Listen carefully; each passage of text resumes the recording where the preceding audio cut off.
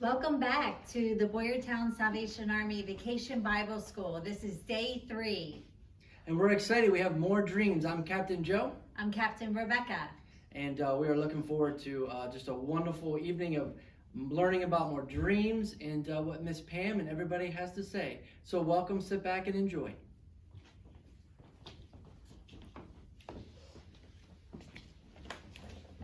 Hi guys, stars are out. The dreams are going to come down. Are you ready? Yes. I can take, thank you. We have Bella, Brianna, and Cora tonight too. Again, they always sit in with me and they help me. Let me put my, yes, you do help me. Your glasses. My spiritual imagination glasses. Are you ready? Yep. Woo! Hi, Middles. Hi. I started differently. I fooled you. Hi, Middles. Hi. Hi, Littles. Hi. Hi, Olders. Hi. One of these days I'm going to start with Olders, okay? It's good to see you. My spiritual imagination can see you. And remember, I told you, your imagination from God is one of the best gifts He gives. There are lots of really good gifts, but your imagination, wow. How do I know? Because He gives scientists the ability to think about things that they probably wouldn't ordinarily think of. They use their spiritual, they don't know it, but some of them do, but they use their spiritual imagination so that they can get ideas to help us. Really awesome. Did you see the sheaves bend down yesterday with Miss Misty?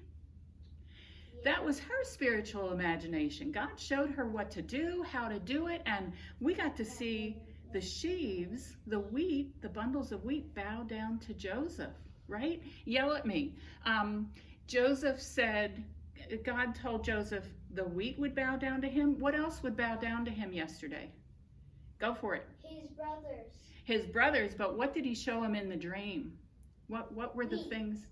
The wheat, and then what was the other thing? The cows. No, that was the moon and the stars. The moon and the stars. Mwah! And Very the sun. good. And in the picture. the moon, the stars, and the sun, all bowing down to Him. And God showed him twice, and that meant it's important, it's really going to happen, and it's going to happen twice. And that's exactly what happened. Twice, the brothers had to go in to ask for food. The second time they took, well, there's so much to the story, and I don't want to get bogged down in it tonight, but they had to go back into Egypt twice to ask for food.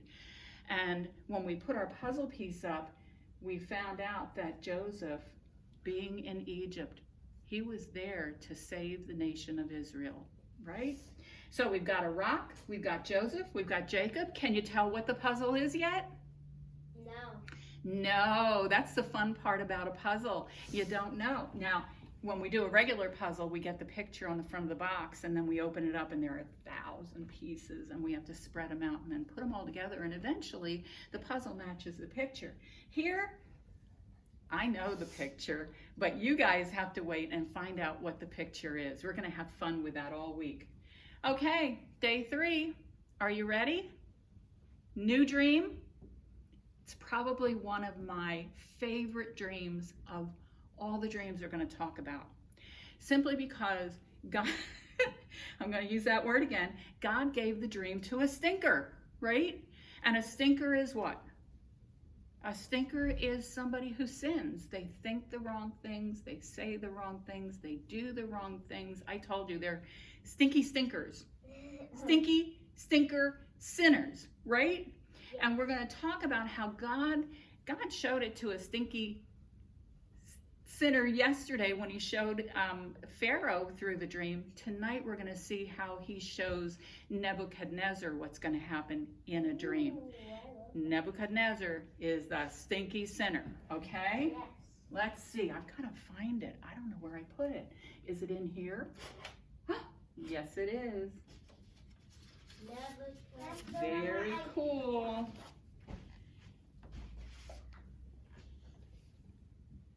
Let me get Joseph out of the way. There you go. Nebuchadnezzar. He was worse than a stinker. He was a horrible, horrible sinner, horrible stinker. As a matter of fact, history says that they called him the wicked king. He wasn't a tall man, he was a short man, but he wanted to rule the world. He wanted to go out and fight everybody, and he wanted to get all the land in, and he wanted to be the #1 king in all the land. He was not nice. When I tell you he went out to fight, he went out to fight. And he took the cities, and he took the land, and he took prisoners and made them slaves. He really was a stinky sinner. Well, he had a captain of his army. The captain of his army was called Nebuzaradan, if I said it right. Nebuzaradan knew better than to fail. He knew when he went out to fight, his army had better be well prepared. He had better be prepared to take the cities that he went out to fight for, and he had better be prepared to take the land and prisoners, because if he went back to Nebuchadnezzar and said, I'm sorry, sir, those people, they fought really hard, but they were stronger than we are, and I failed. What do you think would happen to Nebuzaradan? Yeah. Nebuchadnezzar probably would have had him killed and then put a new man in his place. They say that Nebuzaradan, he had a chariot. That's you know what a chariot is? Yes. Yes, okay. He had a chariot, and he actually had the face of Nebuchadnezzar carved into the side of his chariot. Some people say he did that because he wanted to be reminded that his job was to go out and do what Nebuchadnezzar sent him to do, and so that he wouldn't fail, because he was afraid of Nebuchadnezzar. Even though he was a strong man on his own, he was afraid, and he knew he needed to win. So yeah, Nebuchadnezzar's picture was there, but it was there to remind him, you better not fail.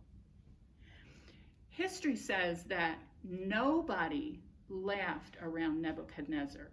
How many of you laugh during the day? Do you laugh? Yeah, we laugh before we get ready to go. We have a good time. Nobody laughed around Nebuchadnezzar. He could have fun, I guess, but he didn't want anybody else to have fun. So can you imagine living in a country, our country, and our president would say, from this day on, nobody laughs. I'm in charge, and if you laugh, you're in deep, deep trouble. You might end up in prison, and you might end up dead. And so people didn't laugh around him. What a sad country. Not to mention the fact that the country was filled with slaves from all the different cities that they went out and they fought against them. They brought the people back in, and they were slaves. Just sad. Well, do you think God had a message for Nebuchadnezzar? Yeah. Yeah, I can't tell you everything. He had more than one message for Nebuchadnezzar, but he wanted Nebuchadnezzar to know that God had some other plans. And so one night, Nebuchadnezzar went to sleep, and he dreamed. And when he woke up, oh my goodness, he was really upset. He was also frustrated because, remember, I told you, sometimes God will give dreams, but you don't always know what they mean. Right? Nebuchadnezzar certainly didn't know what it meant. And so he called he called all of his wise men together, all of the magicians, and he said, I had a dream, and I need you to tell me what the dream is. And his wise men and his magicians all said, no problem. We will tell you what your dream means. Tell us the dream. Nebuchadnezzar said, this is my dream. Do I need to bring that closer to the camera? Yeah. This is my dream. Well, the wise men and the magicians said, very respectfully, they didn't say anything too weird, because they knew if they said anything really bad, Nebuchadnezzar was going to just chop their heads off. They said, but sir, Nebuchadnezzar, king, you really need to tell us what the dream is. We can't figure out the dream if we don't know what it is. And Nebuchadnezzar said, no, that's not the way it works. You need to tell me the dream, and then you need to tell me what the dream means. And they were like, but we can't do that. You've got to tell us what the dream is so that we can tell you what it means. Talk about a fit of anger. He was so angry with them that they couldn't tell him what the dream was, that he said, get out of my sight. He said, take these men and kill them. Did I tell you he was wicked? He was wicked. Yeah. And they took the men out and they prepared to kill them. Well, now you can imagine if somebody says, we're going to kill a whole bunch of men, that people are going to start to talk, right? And so there was talk all over the place. The king's going to kill the wise men. The king's going to kill the magicians. King wants to know what his dream is. They can't tell him. He's going to kill everybody. We have to stop there. There is one man who loves God with all of his heart, and he will be able to tell the king, how did he get to Babylon? How did he get where he was so that he could tell the king what his dream was? He originally lived in Israel. He was part of this family that Joseph started. But King Nebuchadnezzar wanted to take the people of Israel. He wanted to take the land. And so he sent Nebuzaradan to Israel to fight. He fought for almost 2 years against the people of Israel. But he eventually won. And he took the people out, took them prisoner. A lot of the people died. Took them prisoner, marched them to Babylon. When he was done emptying the city out, he burned the whole city down. The temple, that would be the church today, burned the temple, took everything out of the temple that was valuable, burned their homes, and marched the people into Babylon as prisoners. One of those people that was taken in as a prisoner was a man by the name of Daniel. 3 men went into, actually I should say 4 men went in, and I think maybe you probably have heard this before. 3 of Daniel's friends were Shadrach, Meshach, and Abednego. Yeah, and they're the ones that Nebuchadnezzar made a fire, and he threw them in the fire in the furnace, and when he looked in the furnace, he saw the 3 men, and he saw a 4th man. Who was the 4th man? God, Jesus. Yeah, protected them.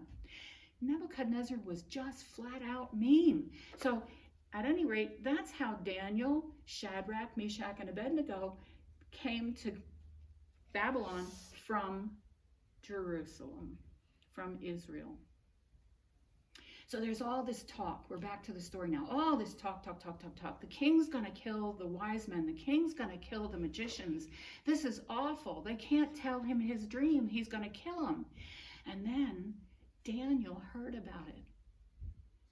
Daniel loved God. It didn't matter what Nebuchadnezzar said. Daniel continued to love God. Here's a funny side note about Nebuchadnezzar. He believed in God. He said, yeah, there's a God. But God just stepped aside. And he's given the earth to other gods. And so Nebuchadnezzar named himself a god.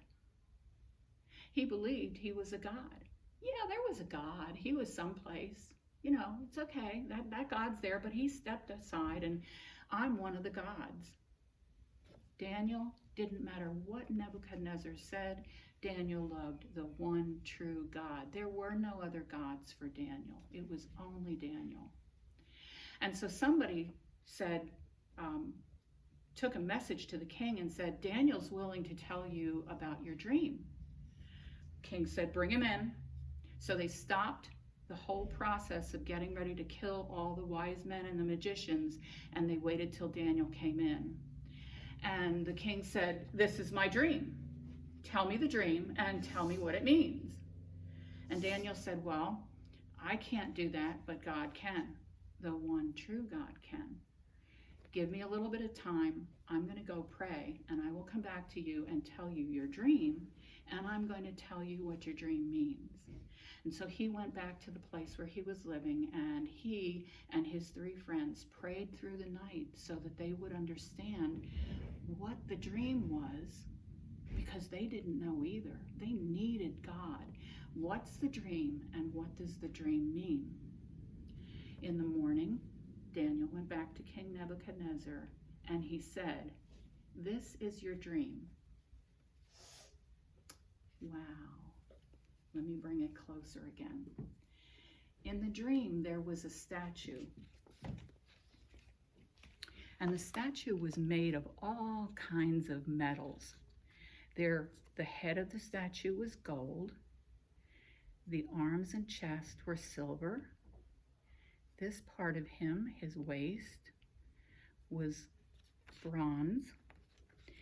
The legs, part of the legs, down to the feet were iron, and the feet were a combination of iron and clay.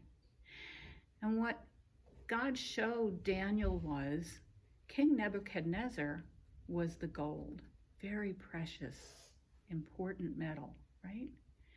There was another part. After King Nebuchadnezzar would come the king of Persia. That wasn't as valuable as the gold. The next part that came in was the bronze, and that would be a king of Greece. And the final part, not the final part, but the last part here that was iron, that represented Rome, or the Roman Empire. So God was saying, yes, you're the king of Babylon. It's the Babylonian Empire, but after you is going to come the kingdom of Persia. After that is going to come the kingdom of Greece, and after that is going to come the Roman Empire. Each one of these kings thought that they were it. I don't know if they thought they were going to live forever. I don't understand it, but they thought their empire was the greatest. King Nebuchadnezzar never thought in a million years that anybody would take his place. He was it. As far as he was concerned, he was God. He had a huge empire. He would continue to go out and fight against people and take their land and take the people. He never thought that he would lose his kingdom. Again, didn't he think he was going to die? I don't know. But God was saying, Nebuchadnezzar, this is the way it's going to be. That yes, there's you. You're at the top. But after you is going to come Persia. After Persia is going to come Greece. After Greece is going to come Rome. And then there's a final part, and that's a mixture. I'm going to come really close now. The mixture is, it's iron and clay. These are all pretty strong metals. The gold, the silver, the bronze. Iron is really strong. But when you mix clay in with iron, it gets really unstable. Because have you ever dropped a dish at home and it broke? Yeah, so that's what it's like. The clay is mixed in with the iron. The iron isn't as strong as the legs were. The clay makes it very fragile or easily broken. And God was saying, look, yes, these are all going to come, but then there's going to be this part.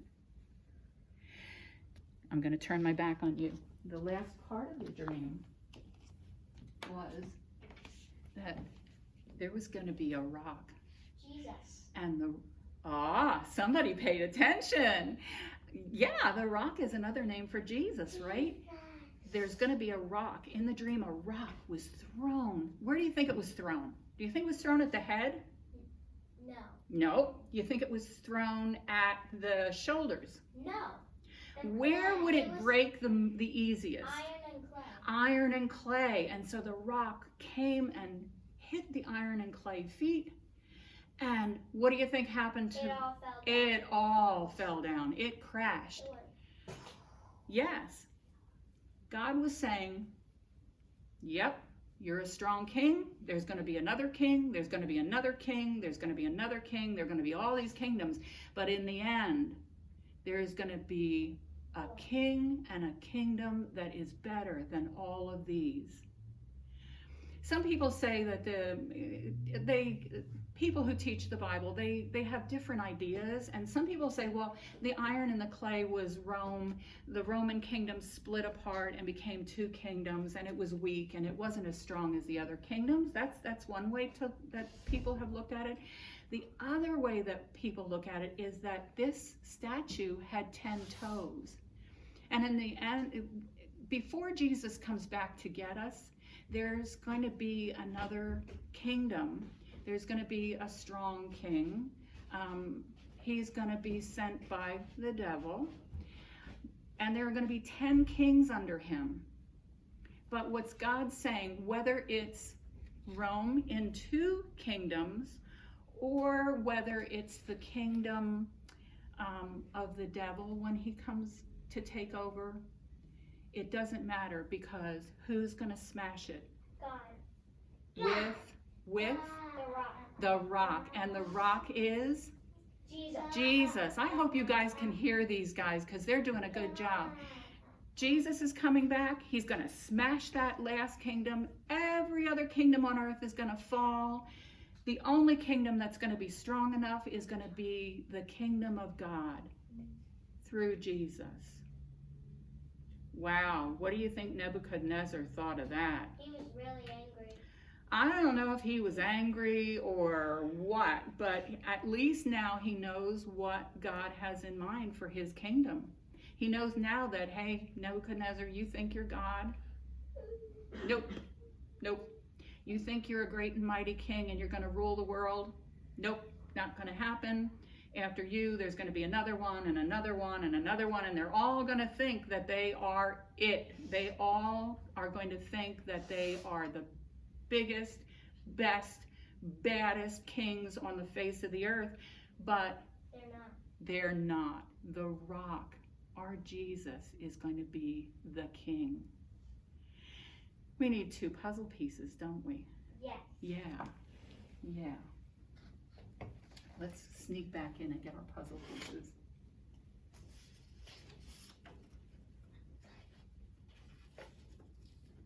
Woo, I caught Joseph.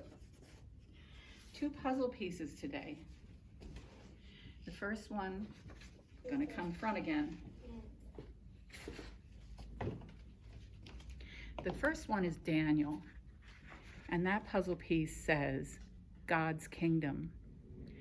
Remember, Daniel loved God. No matter what Nebuchadnezzar said, Daniel still loved God. He wouldn't worship Nebuchadnezzar as a god. He stayed with his one true God, our one true God. So Daniel brought the message, God's kingdom is coming. Daniel didn't see it, but he got the message, and he was able to tell King Nebuchadnezzar. And then the last puzzle piece, or the second puzzle piece, is the rock, who stands for Jesus, and he's going to be the king. The Bible says he's called King of Kings and Lord of Lords. He's going to be the king.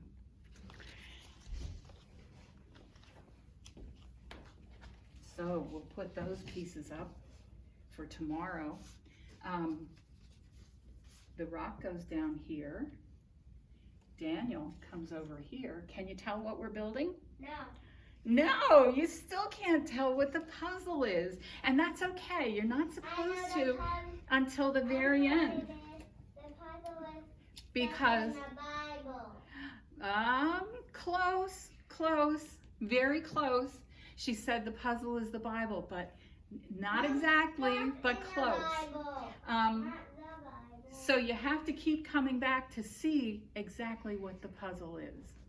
Remember, God sometimes gives us the whole thing, and sometimes he gives us little pieces, and we have to wait. I want to share a dream with you, and then we will do the Bible verse, and I'm going to turn this over to somebody else. My journal is, this time tonight is from 2014. I want you guys to know that I don't always fill my journals in a year. Sometimes I only get half of my journal done. But whenever God gives me a dream, I do write it down. Takes some time. Takes time to sit down. You think, well, I had a quick dream. But sometimes those quick dreams get really long when you try to write them down. So when you pull your journal out of your bag, your journal is white on the front and the back, and then it has lines on the inside for you to write. You can decorate the outside of your journal, you can color on it, you can do whatever you would like to do with your journal. But I would encourage you, if you dream, take a couple minutes and write your dreams down, because the best fun of dream journals is that I get to sit down and go back over my dreams, and I get to go, wow, God, that was an awesome dream. I really loved that one. And then I turn the page and I look at another one and I go, God, that was an amazing dream. And then sometimes I turn the page and I go, God, 2014, last night was 2011. God, I still don't understand that dream, but that was awesome. I'm really thankful that you spoke to me at night. When the stars come out, dreams come down. So I'm always thankful, whether I understand it at the moment or not. They're awesome dreams. So from 2014, oh my golly, I pulled my marker out. Can you believe I did that? Give me 2 seconds.